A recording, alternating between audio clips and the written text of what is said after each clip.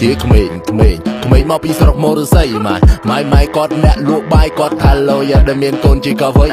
ជាក្មេងចេញពីជនបទចែកខ្វល់អនាគតតាំងពីថ្នាក់ទី8មុខក្រើមដូចស្បែកគីងគូអីលើចង់ភ្លក់រសជាតិជាសេដ្ឋី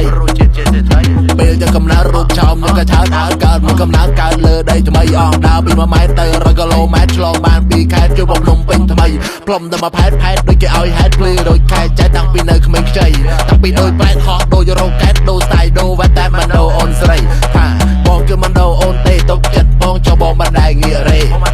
បងគឺមិនមានចិត្តស្មោះបងជាកំឡោះគឺមិនដូអូនទេអត់ស្អកមិនហៅថាបងខែមអត់អែមិនហៅថាបងយោរូបបងកំពុងតែអាប់រែងឲ្យស្អប់ពាន់ណានិយាយពីក្រៅខ្នងហៅបងឬប្អូនណាត់ប្រកាន់ទេហៅបងឬអត់ប្រកែកតែអញសុំចែកមើលតាស្ញៀនបាននៅក្មេងឯងកុំចង់វាយស្មៅយកចាស់ធ្វើខ្លាគ្មានគួរឲ្យស្រឡាញ់ទេកុំគួយឲ្យខ្ពស់ជាងឈរបើបងអត់ចេះរកអានឹងពារបស់ខ្មែរ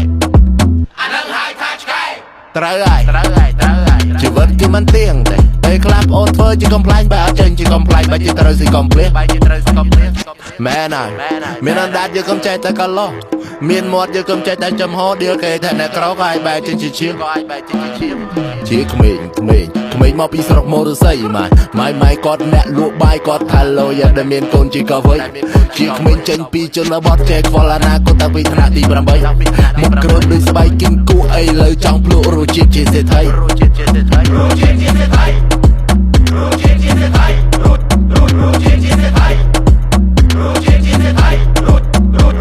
ពីមុនគេក៏លោកដូចជាដូមីណូធ្វើការចាន់សុកមិនដូលីអូខំប្រាំងត្រកមិនដល់ពេលដល់ស៊ូអង្គុយកាទូបារីកាមូក្បាលខ្ញុំពាក់មួបារណែបខេបកានូចេះហ្វេកខ្ញុំមិនរាប់ជាគូហ្វេនខ្ញុំក្មេងក៏កំពុងតែក្លែប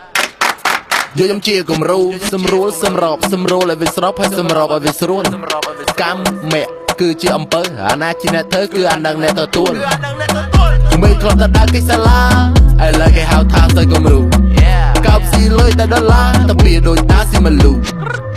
ជីវិតក៏មកជាធម្មស្រៈក៏មកក្លែកក៏មកក្លាក់ក៏មកលេក៏មកលាក់ក៏មកលៀមឈប់ភ្លាមទៅត្រៀមរកប្រាក់